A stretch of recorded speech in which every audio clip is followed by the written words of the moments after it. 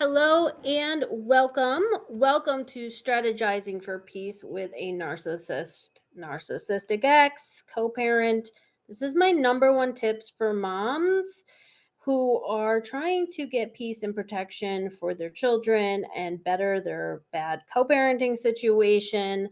I'm an author, I'm a coach, I'm a strategist. I like to make these as mini workshops. So go ahead, get a pad and paper, take some notes if you're required to co-parent with a narcissist, if you feel forced to co-parent with a narcissist because family courts require us to try to do this with our past abuser and somebody with a personality disorder, this can be very tricky. So how do we get to peace and protection? Well, I talk about the use of strategy. So just take a moment to read my full disclaimer that this isn't advice. It's based solely on my thoughts and opinions. I'm not a qualified mental health professional, lawyer, or family court representative.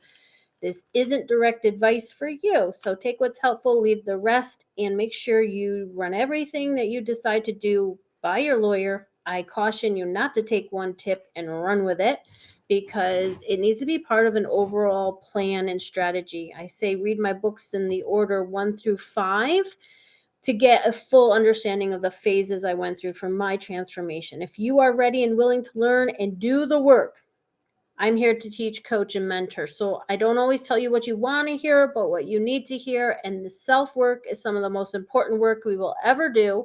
Learn all you can because knowledge is power. My website is www.gracerolson.com. My background is loving and leaving an alcoholic and fighting for 10 to 12 years in a family court custody battle on the front lines of U.S. family court, ultimately losing sole legal custody and 50% custody to my ex, and then having to file contempts, win stuff back, and then negotiating to win all of it back and gain peace and protection.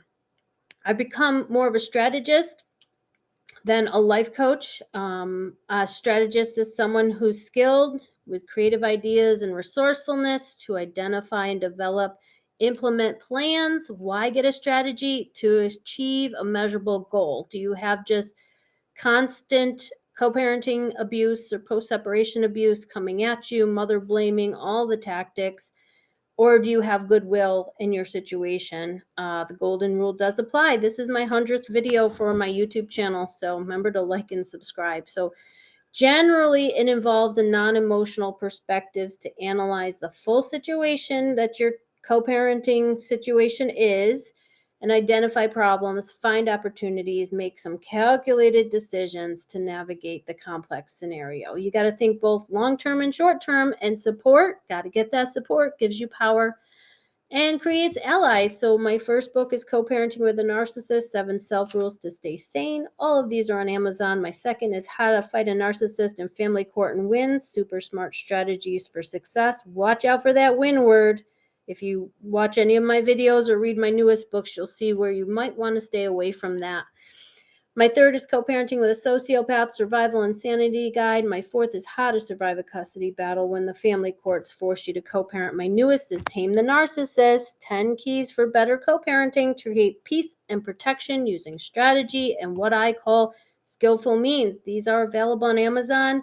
Read them 1 through 5 so you see the progression and the phases that I went through to get a titanium backbone to stand up, to get a lawyer and request my rights, to then learn to negotiate and stop being the narcissist target of blame, and move in lawyers, move out other lawyers. My story is long and sometimes sounds eerily similar, but just know that what worked for me may not work for you in your case. It all depends. But is your goal peace and protection? Or is it to expose the narcissist, get the narcissist back, retaliate? Know what your goal is here. The narcissist, thrives in the chaos, trauma, and drama they kick up. They have tactics, tricks, traps, and other manipulations.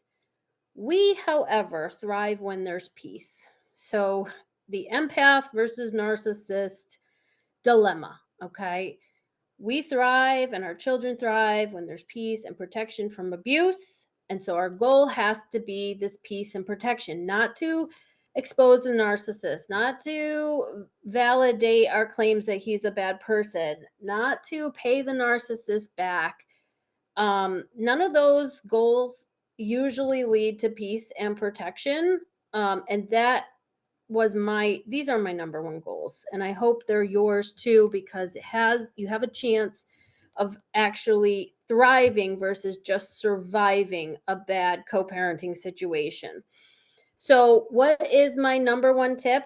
And remember, you have to take what is helpful, what you can digest.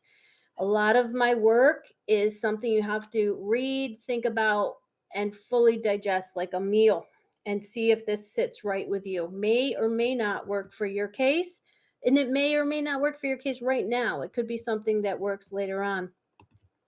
So, I do have this tip as a Sur-thriver tip, and it means that you've really done your healing work, you've processed your pain, you are understanding the dynamics at play, you are wanting peace and protection for your child, your children, yourself. And so this Sur-thriver tip is don't allow yourself to get angry with the narcissist. And yes, there is a lot to be angry about when you're dealing with such an awful co-parent or someone who's abusing or neglecting children. And sometimes, CPS needs to be involved. Check in with your lawyer, have a strategy around that. I wouldn't go using it for every little thing because it can get used against you. But if there's something that it needs to be used for, it usually involves needing a lawyer to help you through that.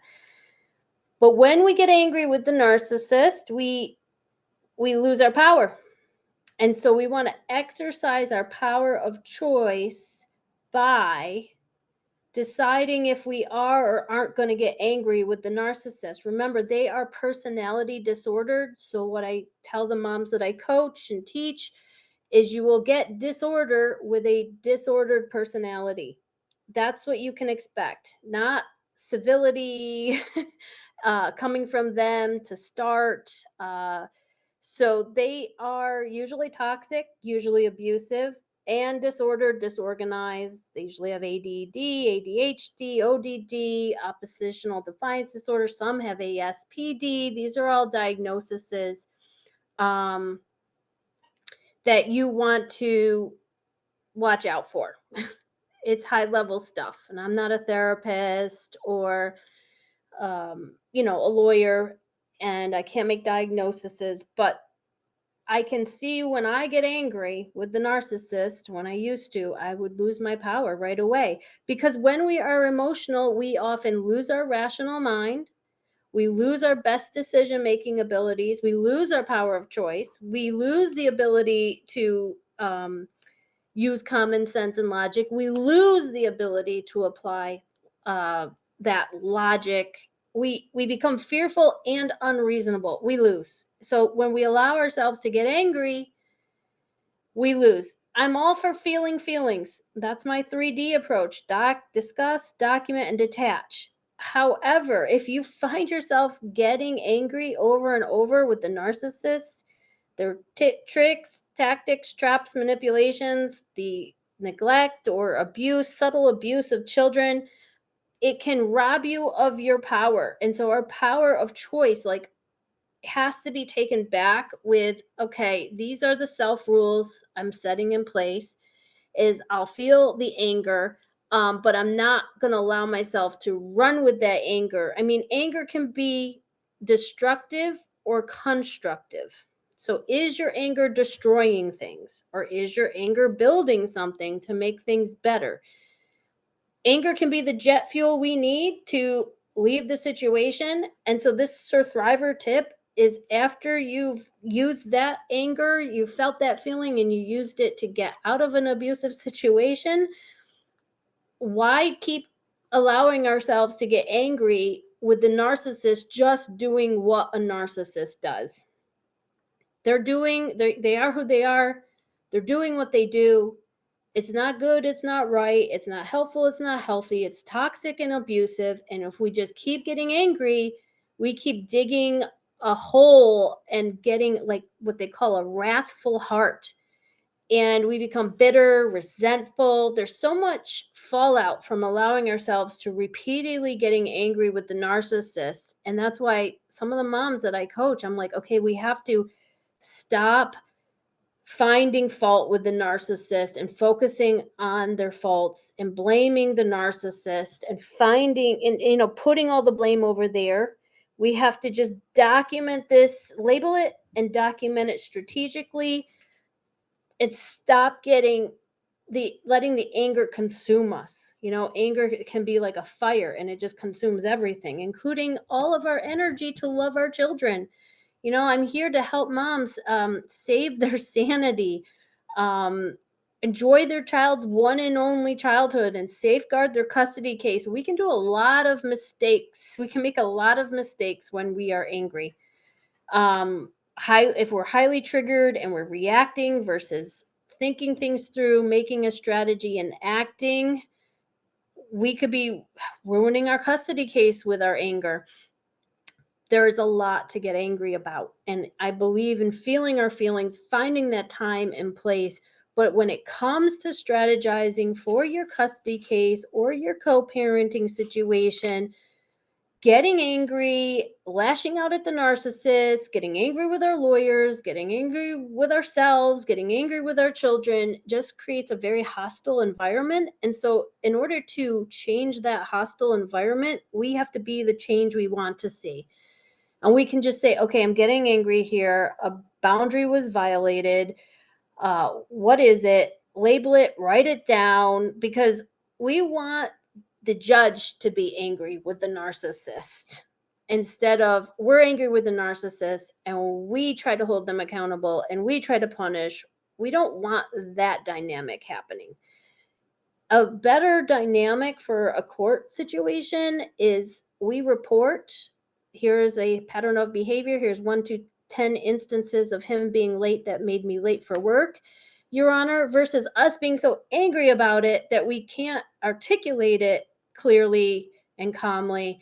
We want to be able to just say, this is what's happening, Your Honor. We wish it was better. Is there anything you can do? And then the judge gets angry when he hears, well, on Sunday, I had to work. It was a holiday, and he was supposed to pick them up at this time, and he didn't, and he made me an hour late for work. And then I got written up, and it was my third write up, and I lost my job. So, like, is there a reason to be angry? Sure.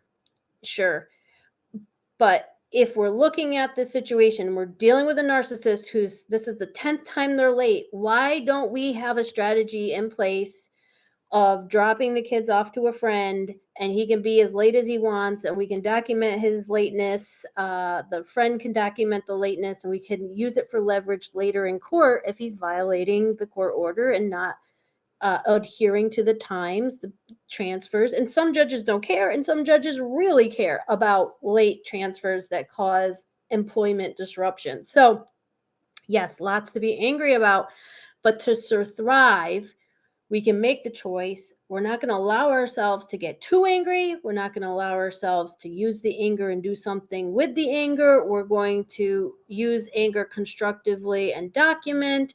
We're going to take our power of choice back and rather be a victim of the narcissist and a victim of our anger and make the situation blow up and be worse for us and our children. So think about this, how it might apply to you. Are you too angry? Are you ruining things with your anger? Yeah, the narcissist is going to kick up a lot of anger in everybody. And what I say to moms, if you've watched any of my videos, this is the 100th video. A narcissist typically wins by emotionally destabilizing the target. So usually the X is the target. And if you're emotionally destabilized by your own anger, and you're doing things that go against your custody case, or you spent all your energy, emotional energy, on being angry with the narcissist that you didn't use any to interview 3 attorneys, you see where the anger becomes harmful instead of helpful. So I'm all for feeling feelings, processing them, identifying why we're angry, standing up for ourselves, but we got to know when and where and how and with who. And usually we need a lawyer. So come over to my website, read some of my blog if my message is resonating with you. A lot of my blogs are free right now, but they're in all 5 of my books. So if anything you see here you really want, know it's in one of my books. My previous video was gray walling the narcissist and the difference between stonewalling and my method of gray walling. I explained that. Gray walling can help you stop a lot of the reasons to be angry. So if you're putting in good boundaries and you're not engaging in certain battles that are just going to help you, lose more to the narcissist, if you've got a castle and curtain method that I'm explaining, there's less reasons to be angry. So learn about that because the narcissist has a lot of tricks and tactics and traps and manipulations like the silent treatment, but we can have some skillful means. And if you want to learn about skillful means, that's what I teach mostly now, which offers a chance of peace and protection and goodwill. You can sign up for my free newsletter or find it in my newest book, Tame the Narcissist. My free newsletter has a podcast, so you can like and subscribe and watch my free video on strategies for dealing with a narcissist as a high conflict co-parent. And think about how you're going to put in the power of choice to not allow the narcissist to terrorize you using your own fears. Well, we can do that by getting support, healing, and creating those solid strategies. So I say learn, heal, and outgrow the narcissist. Thank you so much for watching. I'll see you in the next video.